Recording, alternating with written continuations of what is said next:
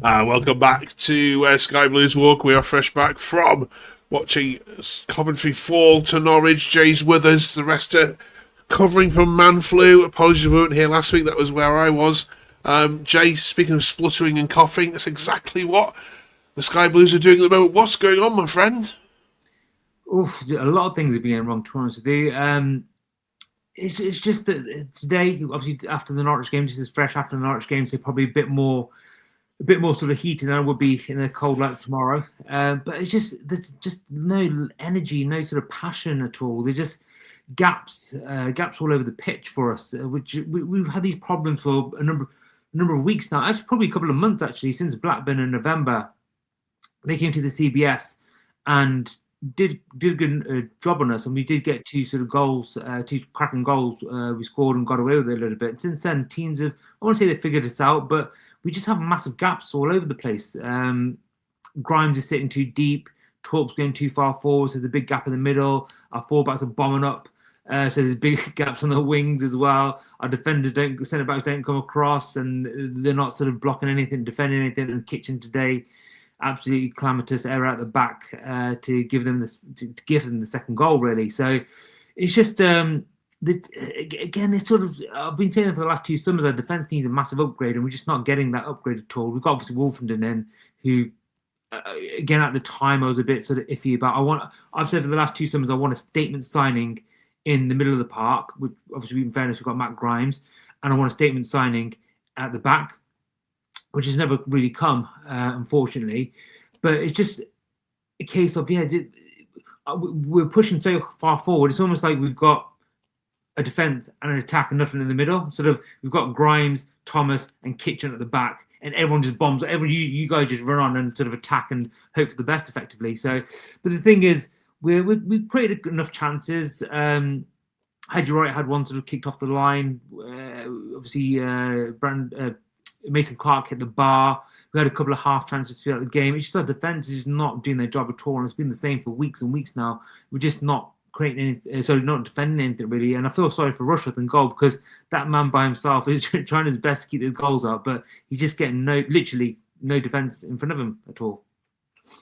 It's fair to say the centre backs didn't get a lot of praise from Coventry fans on social media following that. Is that the biggest issue, do you think, at the moment? That area on the pitch, or is it these gaps in midfield that we need addressing? No. If Doug's going to spend any money at all, of course.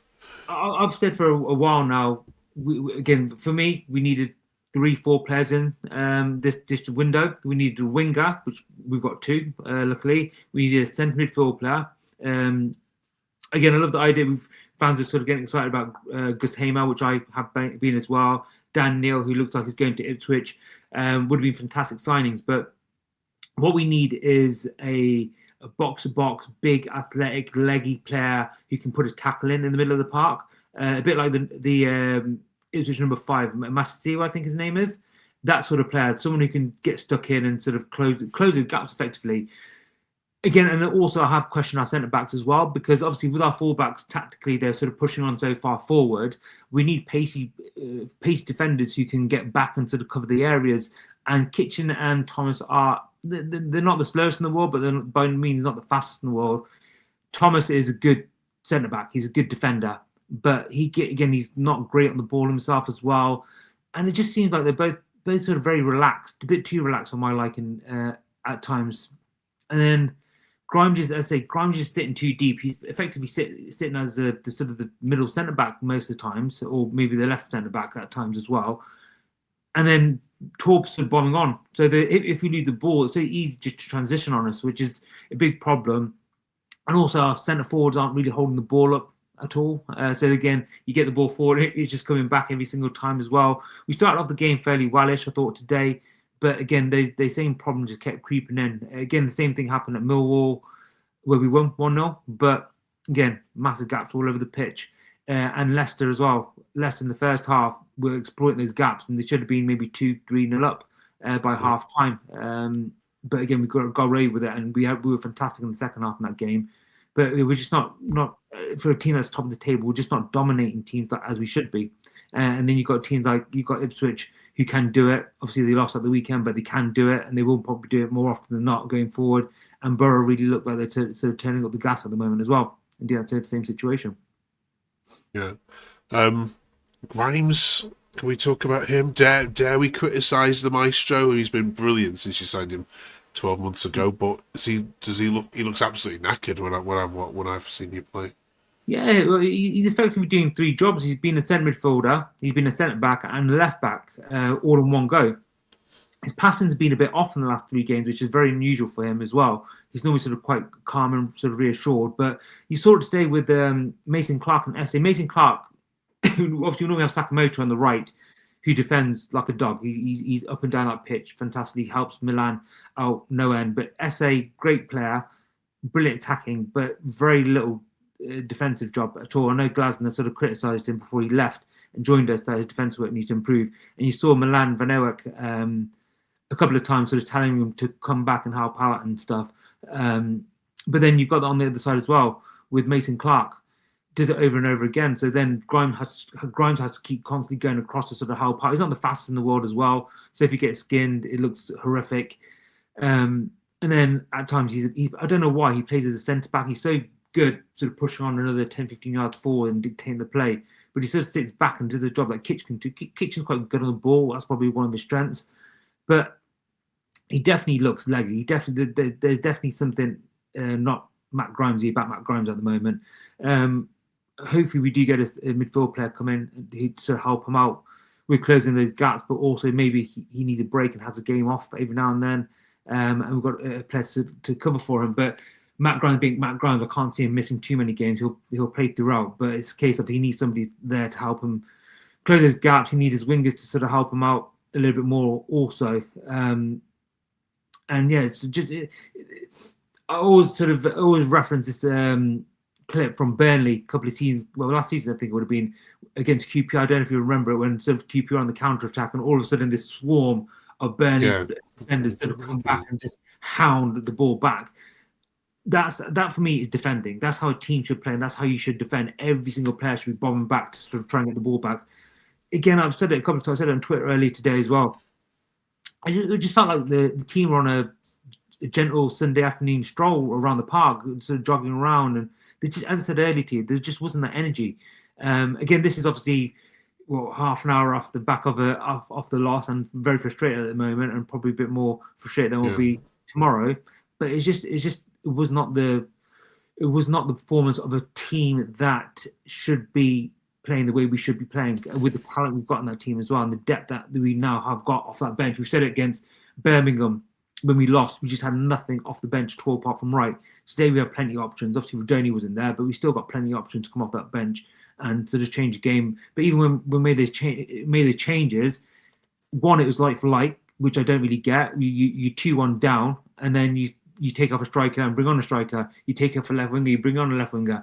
Change something up a little bit. Maybe go for a 4-4-2. Put two tackles up. Maybe go a little bit more direct. Do something a little bit different, and get Grimes and maybe an Eccles to sort of sit a little bit deep, and then you've got sort of at least sort of four players back, and maybe one of the fullbacks sort of back a little bit as well, and maybe sort of have a front four with Sakamoto and EMC sort of on the like, true wingers. But that was frustrating as well. It was just sort of like for like. But when we made the subs, again, there's no energy. No one came on and sort of grabbed the game by the scruff of the neck. Yang didn't really do anything on the left at all. Sims didn't really do anything at all. Sakamoto had a couple of opportunities to create things, and he did create the odd opportunity here and there. Got a shot off a recall as well. But yeah, it was just so sort of relaxed and casual, like it was a friendly, a pre-season friendly. It was just a strange sort of performance by us, and Norwich fully deserved their luck and got their win. We had equal shots on target. I think we missed. Stats said we missed 3 big chances. They missed 0 big chances. They had 5 shots on target. We had 5 shots on target, but they were clinical. Their shots that went in, fair play. They went in. Our shots, we had one, I say, clear off the line, hit the bar, all these sort of different things. But I truly think that Norwich deserve the rub of the green today, just with their performance and their sort of effort and endeavour they had throughout the match.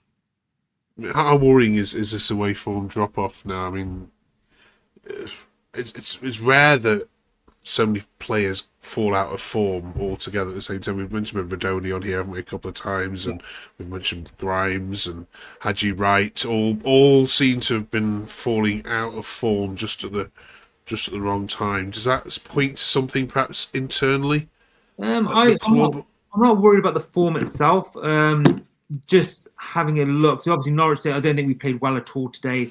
Birmingham previously, I thought we were slightly the better team. They were just more clinical on the day. We had Southampton, which we were the better team in the first half, and JT Silva-Stupid got sent off, and we put a good shift in to draw that game. Preston, we were the better team in the first half. Ironically, the sending off for them sort of made them sit back and stuff. So I'm not, and the Ipswich game, the first Ipswich game we had away from home, I've said it before, I think that 3-0 defeat was flattering to them. The 2-0 defeat at home was flattering for us. They should have been 4-0 up in that game when we lost 2-0, and at 3-0, we had the opportunities, especially before they scored, to get ahead in that game. So the form itself is not worrying at all for me personally. But the performance today was very worrying. The defence, for me, is worrying. The gaps in midfield are worrying. Those are the things that need to be addressed and need to be addressed very quickly, because teams, I remember Leeds last year. Leeds would come to your backyard and you used to be, I was daunted. It was one of those sort of, I hope we keep the score down kind of situations. And I don't think that teams have that fear of Coventry City. Early in the season they did, but now they're coming out and they're playing and they're sort of being aggressive with this, and they know they can hit on the counter attack, and they know there's going to be spaces here, there, and everywhere. Clement made 2 subs at half time, which normally you wouldn't do as the inverted commas the lesser team. You'd basically sit back, see what we're going to do, got strength on the bench, and you adjust to that. Again, let's put it in a WhatsApp group. He saw a particular weakness. He spotted something tactically, and they got a goal within 30 seconds. So that sort of says it all, really. So it was just a frustrating day overall for us. And again, obviously, I know we missed the pod last week. Millwall as well. Millwall I thought is fairly equal game, a bit similar to today, fairly equal. Again, the stats sort of showed that. But I think we just took our chance where Norwich took a chance today. Millwall did create some good clear-cut opportunities, and I thought, again, they'll be very, very hard done by coming away from that game with a loss. I think a draw would be fair on that result, and again, I think a loss for us today would be fair on today's result, to be honest with you. So we got away with one on the other day, I think, but it would be sort of too negative. I thought Rushworth, again, as usual, solid at the back. He didn't do anything spectacular to make any sort of great saves, but his handling is always phenomenal. Always really impresses me. It's an ability goalkeepers have lost in today's day, where they can't catch a ball, but he catches everything. I thought Milan Van Eyck, he has been a bit off, I think, over the last month, but I thought today he was excellent. He got out of a lot of trouble on a lot of occasions with his pace and his covering, and he was getting zero help from SA today. And is Sakamoto better than SA in that regard? SA has got his moments. He did his little flicks and stuff around the area and things like that. But unfortunately, you don't win games by that. Obviously, you do win games by that because there's a little bit of magic. But you need to do the hard graft in the team as well. When we've got Mason Clark, very similar to SA, I feel, where brilliant going forward, but he sort of, you could tell every now and then with Fisher, their right back, was getting a lot of joy down the right, especially in the first half. You can see Efron sort of running back about 10 yards behind him, and he sort of thinks, every now and then he thinks, oh crap, I've got to defend, and then he runs back. Where Sakamoto attack, and he just naturally just runs back and helps Milan out and defends and stuff. So I think if you've got Tats on one side, you can get away with it a little bit on the other side, because then there's a sort of, one person's got to go across. But then if there's two wingers sort of pushing up, then where did the midfield go in that case? So that's the only problem you've got. So, and Glasner did mention in a press conference just before we signed him on loan that his defensive work needs to improve a lot. Obviously, the Championship and the Premiership are two completely massive different sort of leagues. But again, you can get away with it a little bit more in this league, I think. But again, Milan was just getting no cover at all, which is even more impressive with the performance today, I thought, as well. It's your favourite fixture next, isn't it? QPR away. Right down. Yeah, you'll be heading to this one Unfortunately, not now. locally. My daughter's netball is per usual, so Oh, okay. I'll be there. Unfortunately, yeah, her netball career is taking over my football supporting Yeah. at the moment. Now they are out for a bit of revenge, of course, because in the reverse fixture they absolutely battered Hmm. 7-0. We're not going to see a repeat of that scoreline, are we? Oh, Or anywhere definitely. close to that. Definitely not. No, I'm still confident for a win. Again, they've got a very good home record this season, so their home form's much better than their away record. Um, but look, you've got to back your boys every single time. You've got to go there with confidence. Again, I've been saying this since sort of November, October. Hopefully, this kick up the arse for them a little bit, and they sort of go in with a little bit more energy. And they've got no. We sort of gave them the excuse over December about having lack of energy because there was no sort of options coming off the bench. And there's no one sort of helping to sort of they couldn't take any time off because we didn't have any options.